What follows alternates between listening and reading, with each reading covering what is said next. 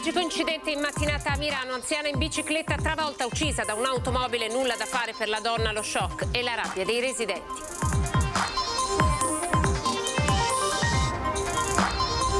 In vista della scuola, nei giorni scorsi il giro di vite dei carabinieri del NAS sugli autobus tra Treviso, Belluno e Venezia, 21 multati, compresi studenti autisti perché non indossavano la mascherina, ancora obbligatoria. Stop invece all'obbligo di mascherina in classe dalle elementari alle superiori. In tutto il Veneto la prima campanella per i ragazzi, contenti di tornare alla normalità, ma in tutti prevale la prudenza. Restano i problemi cronici della scuola, l'allarme dei sindacati, troppo pochi insegnanti di ruolo, un esercito di supplenti. A Vicenza stamane flash mob dei ragazzi su ambiente ed energia. Fa volare il drone in montagna durante le fasi di atterraggio dell'eliambulanza, rischiando di provocare un incidente. Sorpreso e denunciato dalla Guardia di Finanza, è successo ad Auronzo. Bolletta da 53.000 euro per un solo mese. Alleghe deve chiudere il palaghiaccio. Il sindaco: siamo dispiaciuti ma il costo è insostenibile. Stessa sorte anche a Tai. C'è anche a Padova nel trionfo azzurro ai mondiali di volley con i due liberi della nazionale di De Giorgi, Fabio Balaso e Leonardo Scanferla. TG Veneto, ben ritrovati. In apertura la cronaca con la notizia della morte di un'anziana donna travolta e uccisa questa mattina mentre era in sella alla sua bicicletta da un'automobile. Noi eravamo lì, vi facciamo vedere le immagini.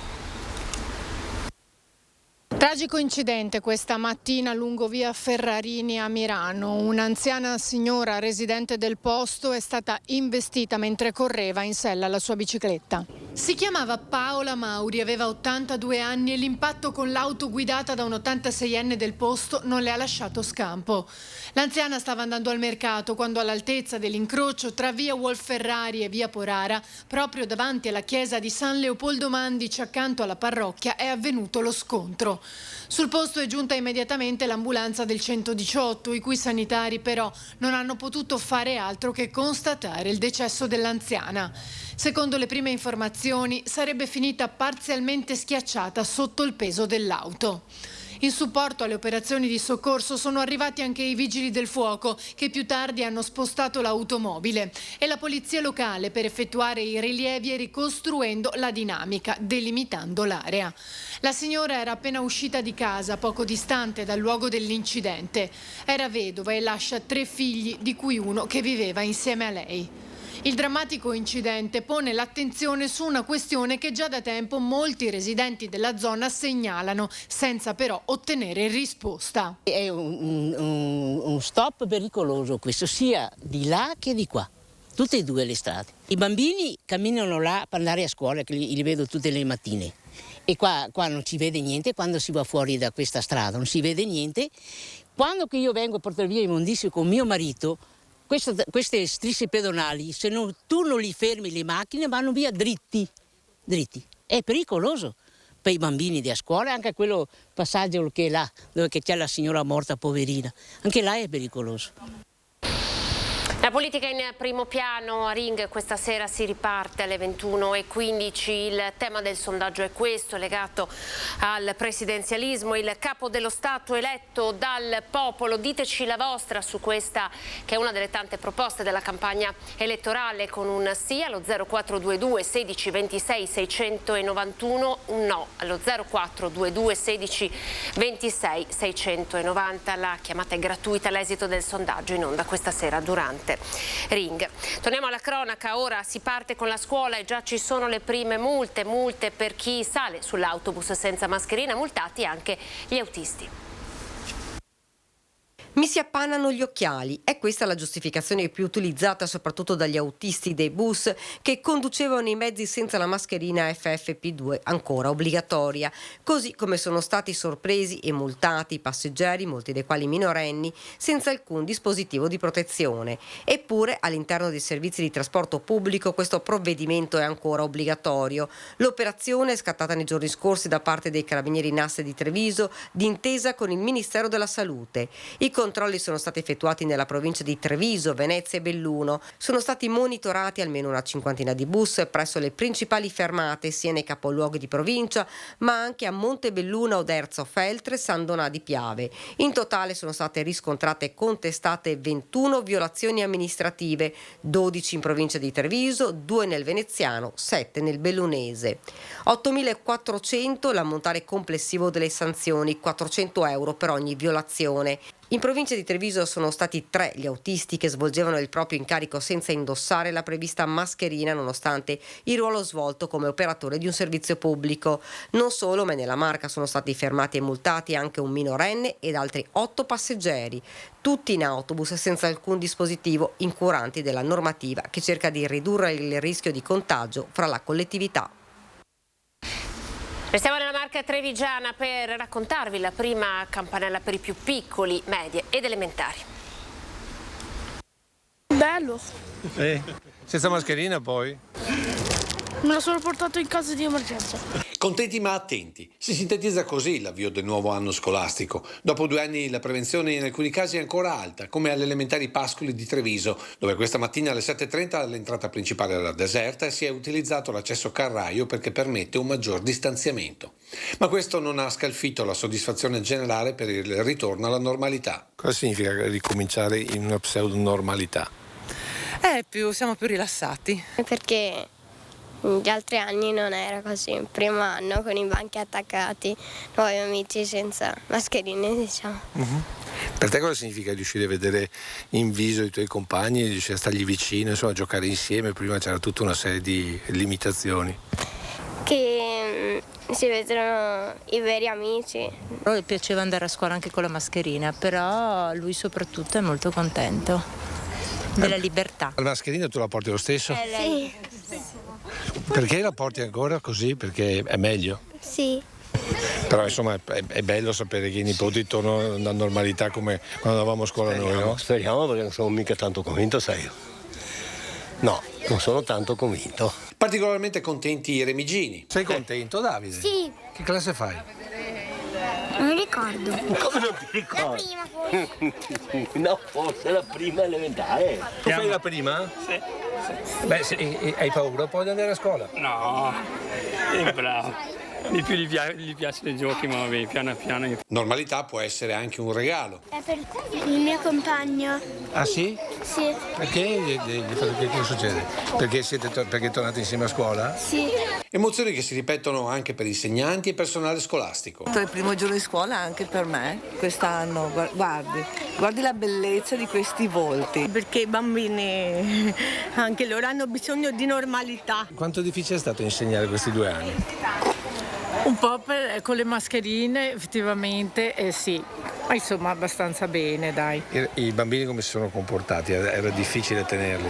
Bravi a rispettare le regole. Rispetto delle regole richiamate anche dagli alpini in diverse scuole cittadine come alle Coletti di San Liberale. Presenti, attenti! Alza bandiera! Questi piccoli bisogna cercare di tirarli su dritti, perché una pianta, se gli metti giusto il bastone giusto, cresce dritta, se la lasci andare cresce come vuole. Per la preside delle Coletti l'altra parola di questo avvio è speranza di colmare le cattedre vuote. Sarebbe auspicabile un maggiore aiuto in termini anche proprio di personale scolastico che ci aiuta a poter adempiere al meglio a fornire un servizio scolastico all'insegna dell'efficienza e dell'efficacia. E per raccontarvi la prima campanella dei più grandi andiamo a Vicenza, al liceo Fogazzaro. Compagni di banco da abbracciare, da salutare. Noi siamo le classiche compagne di banco inseparabili. Dopo 4 anni possiamo passare. 5 ormai. Speriamo di passare anche questo. Siete abbracciate? Ovviamente. Sarà mascherine, un ricordo lontano. Meglio, molto meglio. Ormai per fortuna le hanno tolte perché. Com'è andata da un punto di vista proprio di studio? È un ambiente più sereno sicuramente, c'è più socialità e sono veramente contenta di riniziare così quest'anno. Professori? Sì, molto più tranquilli, per fortuna si sono un attimo calmati. Primo giorno bene, siamo tutti sereni e credo che ci sia anche voglia di cominciare scuola senza mascherine, senza senza le restrizioni del Covid.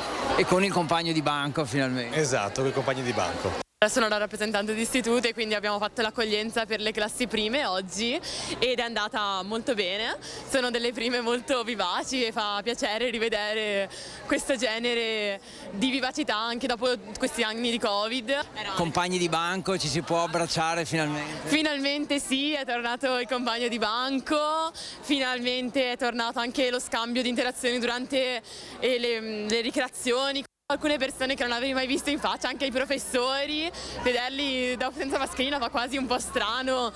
Finalmente ci si può toccare, abbracciato qualche compagno. Anche i compagni di banco, quindi è molto più socialità. Ci voleva. Sì, esatto, senza mascherina anche.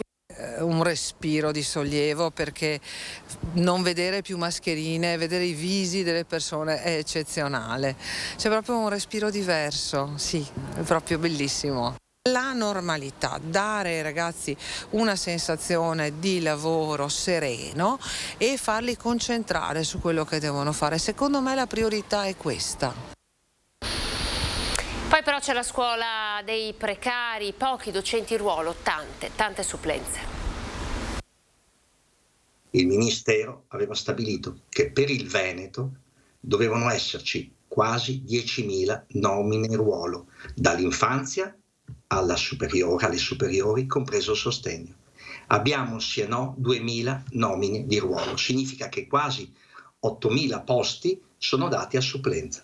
Come ogni settembre all'inizio dell'anno scolastico si porta dietro problemi annosi, discussi sempre ma mai risolti. In primis la mancanza di insegnanti di ruolo. Tanti proclami fatti quest'estate, spiega Marco Moretti, segretario della CGIL Scuola, ma poi come sempre un nulla di fatto e a pagare saranno gli studenti. La percentuale di insegnanti di ruolo è bassissima. Dico un dato per quanto concerne solamente la provincia di Treviso. Il 1° di settembre l'ufficio scolastico ha dato la bellezza di 2.500 posti di supplenza, tanti quanti sono stati più di quelli che sono state le nomine in ruolo. Capite che c'è una discrepanza non da poco. Ad aggravare una situazione già difficile anche la questione concorsi. Se non fossero stati banditi, commenta, ma ci fosse stata una regolarità, avremmo docenti di ruolo che darebbero continuità dal 1° settembre per più anni. Invece ci ritroviamo ad avere 3.000 nomine in ruolo se va bene e circa nel Veneto quasi 20-21.000 posti di supplenza. A questo si va ad aggiungere un altro problema non da poco. Perché abbiamo ancora concorsi straordinari che si stanno completando e quindi succederà anche un'altra cosa anomala. Ci saranno dei supplenti che vengono nominati adesso e quando sarà terminata questa fase procedurale ci saranno il docente nominato di ruolo che subentrerà. Capite che anche questo in corso d'anno è un problema. Non solo, ma anche concorsi con molti punti oscuri, tuona Moretti, quesiti con domande sbagliate, risposte sibilline, insomma, invece di supportare la carenza di personale, questi concorsi hanno creato dei crateri. Sulla questione settimana corta per la crisi energetica, la CGIL è ferma. Io credo che questo sia un andare a colpire nuovamente la scuola. Come linea politica siamo assolutamente contrari. Perché non credo che siano questi gli aspetti su cui andare a colpire per una riduzione energetica. Come ogni anno non sono mancati i flash mob, allora con la manifestazione degli studenti torniamo a Vicenza. Siamo qui, in questo primo giorno di scuola, per mostrare il periodo complesso che ci troviamo a vivere e per mostrare che tale situazione, già denunciata nei mesi precedenti, è rimasta invariata. Pensiamo di avere tante cose da dire e di non essere ascoltati. Questo è il concetto esposto sui cartelloni che recitano voci presenti e orecchie assenti e che si rivolgono agli adulti e alla classe politica con l'obiettivo di aprire un dialogo e un confronto generazionale su temi di attualità quali quello ambientale, la crisi economica e sulla loro idea di sistema scolastico. Un flash mob della rete studenti medi del Veneto che si è svolto a Vicenza davanti al liceo Pigafetta. Tanto chiediamo che ci sia un'idea complessa di società, nel senso che ovviamente la scuola non la fanno solo gli studenti, la fa anche il corpo docenti e tutta diciamo, la componente che lo vive, quindi da una parte c'è una necessità proprio di vedere cambiato strutturalmente il mondo della scuola. In questo senso ovviamente la voce degli studenti non basta, posto che anche oggi appunto abbiamo sentito la necessità di far emergere quelle che sono una serie di incertezze, di dubbi che abbiamo in questo momento e per il quale vogliamo che venga posta più attenzione. Nel bellunese fa volare il drone durante le fasi di atterraggio dell'eliambulanza, rischiando così di provocare un incidente. Sorpreso e denunciato dalla Guardia di Finanza, è successo ad Auronzo di Cadore. Il controllo rientra nelle attività che le stazioni del soccorso alpino della Guardia di Finanza di Cortina d'Ampezzo e Auronzo di Cadore svolgono durante la stagione estiva. Più volte è stata rilevata la presenza in volo di droni pilotati da utenti non professionisti per puro svago e divertimento, in violazione delle norme che disciplinano questo settore. C'è infatti un regolamento che disciplina le norme e le procedure di volo dei droni in base alla loro classe e categoria e prevede che il sorvolo dei dispositivi di peso superiore a 250 grammi possa avvenire a condizione che il pilota abbia conseguito l'abilitazione rilasciata dall'ENAC, sia in possesso dell'assicurazione verso terzi e abbia registrato il drone sul portale D-Flight. In particolare è stata segnalata all'ENAC una persona che durante le operazioni di atterraggio dell'eliambulanza dunque faceva far sorvolare il proprio drone nei pressi del rifugio Auronzo. Restiamo in montagna, bolletta da 53.000 euro per un solo mese. Alleghe deve chiudere il palaghiaccio, stessa sorte anche a Tai di Cadore. È stata una mazzata per l'amministrazione perché ci siamo ritrovati un importo di 53.000 euro a fronte di una bolletta dell'anno scorso in pari mese di 5.900 euro. Da eventualità a certezza, lo stadio del ghiaccio di Alleghe deve essere chiuso, stop a ogni attività a causa di una bolletta praticamente decuplicata. 53.000 euro è una spesa insostenibile per le casse del comune di Alleghe, che ha deciso di gettare la spugna, anche perché la siccità ha fermato la centralina sullo Zunaia, che in passato ha dato un grande aiuto. Con il problema della siccità la centralina sta lavorando al minimo, non sta producendo i kilowatt sufficienti per poter dare un ulteriore supporto al consumo dello stadio del ghiaccio. In queste condizioni non siamo più in grado di sostenere l'apertura dello stadio. Una scelta obbligata, sia pur sofferta, quella dell'amministrazione comunale, che coinvolge anche l'attività sportiva, quella dell'hockey Alleghe in primis, per non parlare del pattinaggio artistico e del servizio reso ai turisti che affollano il piccolo comune ai piedi del Civetta. Alleghe potrebbe non essere l'unica amministrazione ad assumere una decisione così drastica. Una identica situazione si sta prospettando per lo stadio del ghiaccio di Tai a Pieve di Cadore. 55.000 euro la bolletta di agosto e la soluzione, considerate le priorità del comune, non potrà che essere la chiusura. Aperte le prenotazioni per la quarta dose, arriva il nuovo vaccino anti-Covid, oggi il debutto. Per ora la somministrazione è stata destinata a 120 padovani. Il nuovo vaccino anti-Covid viene somministrato in fiera Padiglione 6 su coloro che erano già prenotati per la terza o quarta dose. I vecchi vaccini vengono utilizzati solo per chi deve fare la prima o seconda dose, non per i richiami, anche se chi desidera fare il vecchio vaccino per i richiami potrà farlo. Sono una composizione del ceppo Wuhan e del ceppo Omicron, quindi ci sono gli antigeni di entrambi queste varianti e quindi può dare una copertura anche delle varianti che sono emerse nello sviluppo virale. In questo momento stiamo offrendo il vaccino nuovo alle persone che si erano precedentemente prenotate, sono attese oggi qui in fiera dalle 100 alle 120 persone. Se riterranno possiamo comunque dare il booster con il precedente vaccino, che funziona, ha dimostrato di essere buono per coprire le forme gravi di malattia. Prossime consegne sono previste nei prossimi giorni, compreso il vaccino di Moderna, che ha una composizione simile a questa della Pfizer. I nuovi vaccini, circa 75.000 dosi arrivate per la provincia di Padova, nei prossimi giorni verranno forniti a Monselice, Campo San Piero, alle case di riposo e ai medici di famiglia. La composizione del precedente era solo sul ceppo Wuhan, questo nuovo è una composizione di un minor contenuto di Wuhan per dare spazio anche ad antigeni dell'Omicron.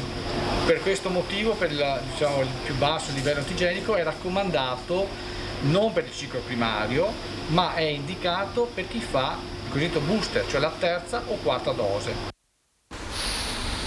Andiamo in pubblicità, linea alla regia. TG Veneto, ben ritrovati, ripartiamo dalla politica. Il caso dei medici ancora non reintegrati al servizio perché non vaccinati durante la prima edizione. Ne hanno parlato i candidati di Vita e Forza Italia. Mancano i medici. Bene, reintegriamo immediatamente tutti i sanitari sospesi, perché non dimentichiamoci che ci sono ancora sanitari sospesi perché non si sono sottoposti alla vaccinazione. La sospensione dei sanitari è fino al 31 dicembre di quest'anno e sono sospesi anche gli amministrativi nelle strutture sanitarie. Vengono sospesi di 3 mesi, di 6 mesi. Ecco, di queste persone non ne parla più nessuno e queste persone sono ancora a casa senza stipendio. Non solo, ma possiamo essere curati da medici ucraini che non parlano la nostra lingua e questo senza esprimere nessun giudizio sulla loro capacità, ma per tutelare quelle che sono le persone che lavorano nei nostri ospedali, nelle nostre strutture sanitarie e che si vedono senza lavoro perché hanno deciso di non sottoporsi ad un ricatto come è il vaccino Covid, come è stato il ricatto sul lavoro. Quindi per noi di Vita il sistema sanitario nazionale deve essere completamente rivisto. Io sono favorevole al fatto di richiamare i sanitari perché intanto sono pochi i sanitari che non hanno avuto il Covid oppure non sono stati vaccinati, ma in ogni caso noi abbiamo oggi la possibilità di testare i sanitari, perché quando abbiamo avuto il Covid e non c'era il vaccino, noi abbiamo salvato la vita alle persone. Io sono uno che si è vaccinato in maniera obbligatoria, facoltativa e continuerò a vaccinarmi per tutto quello che è necessario, perché questo lo dice la letteratura scientifica che il vaccino serve. Però ci troviamo in una condizione in cui quando c'era l'emergenza e c'era la carenza di organico di cui tutti quanti siamo a conoscenza, allora cosa succede? Che se io allontano dei sanitari, lei pensa a un medico di medicina generale, 1500 pazienti, io devo avere un'alternativa, dove mando questi 1500 pazienti? Tutti a pronto soccorso, poi dopo è chiaro che è sulle spalle poi dei vaccinati. Andiamo a San Donà sempre con la politica, una maggioranza ampia per portare a termine il programma di governo, è quella che chiede il centrodestra che oggi si è presentato. Giorgia Andreuzza, candidata per la Lega alla Camera dei Deputati, e Raffaele Speranzon per Fratelli d'Italia al Senato si presentano a San Donà di Piave. A 2 settimane dal voto, il centrodestra chiede agli elettori un mandato ampio che garantisca al governo una maggioranza forte. Poi abbiamo, per quanto riguarda la Lega, sicuramente il tema dell'autonomia che è fondamentale, si trova nel programma del centrodestra e sarà uno dei punti che ovviamente, avendo una maggioranza determinante, riusciremo a portare a casa. Fratelli d'Italia, all'opposizione per tutta l'ultima legislatura, marca le differenze di programma rispetto al governo tecnico di Mario Draghi. Cambieranno moltissime cose, se pensiamo all'immigrazione, alla scuola, sanità, anche ovviamente le dinamiche dell'economia e della fiscalità. Andreuzza rivendica il radicamento al territorio della Lega in Veneto e nel veneziano in particolare. A noi fino all'ultimo faremo la nostra corsa, abbiamo sicuramente una rete importante che è fatta di amministrazioni, di sindaci, assessori, una rete anche delle nostre sezioni, per cui un tessuto radicato a cui stiamo parlando anche alle imprese, stiamo parlando alle famiglie, ci sono delle emergenze pesantissime, portiamo le nostre soluzioni. Il prossimo governo si insedierà in un periodo non facile per il nostro Paese e gli ambiti di intervento in cui il nuovo esecutivo sarà chiamato ad operare sono diversi. Ci sono tanti temi, quelli che attengono alla giustizia, che ha tempi inaccettabili, c'è il tema dell'istruzione, della famiglia, abbiamo un tasso di natalità bassissimo in Italia, dobbiamo riuscire a invertirlo, dobbiamo mettere in condizione le famiglie di non guardare alla crescita delle dimensioni della propria famiglia come un problema. Siamo allo sport, ci sono anche 2 giocatori padovani nella nazionale che ieri ha portato a casa la vittoria. Fabio Balaso, 27 anni a ottobre, è nato a Campo San Piero e da anni è titolare della nazionale di volley allenata da Ferdinando De Giorgi. Nel suo ruolo, quello di libero, è ritenuto tra i 3 migliori giocatori al mondo. Cresciuto nel Sil Volley di Trebaseleghe, ha poi militato per alcuni anni nella Pallavolo Padova, anche in Serie A, per poi essere ceduto alla Lube di Civitanova Marche, sempre nella massima serie. Con i marchigiani Balaso ha vinto finora 3 scudetti, una Champions League, il campionato mondiale per club e 2 Coppe Italia. È stato nazionale Under 23, poi in quella maggiore ha vinto i Giochi del Mediterraneo, il titolo europeo nello scorso novembre e ora il campionato mondiale in Polonia. Della nazionale di volley iridata fa parte anche il 24enne Leonardo Scanferla, padovano ma del capoluogo, cresciuto nella Pallavolo Padova dove ha debuttato in Superlega a 19 anni. Ora gioca nella neopromossa in Serie A Piacenza, anche lui da libero. Ci fermiamo qui, vi ricordo gli ospiti di questa sera. A Ring ci saranno Enrico Cappelletti, Movimento 5 Stelle, Raffaella Regoli per Italexit, Raffaele Speranzone, Fratelli d'Italia, Andrea Martella, segretario del Partito Democratico Veneto, Antonietta Gatti, Vita e Gianluca Schiavon, Unione Popolare. È tutto, grazie per essere stati in nostra compagnia. Dopo di noi TG Venezia. Arrivederci.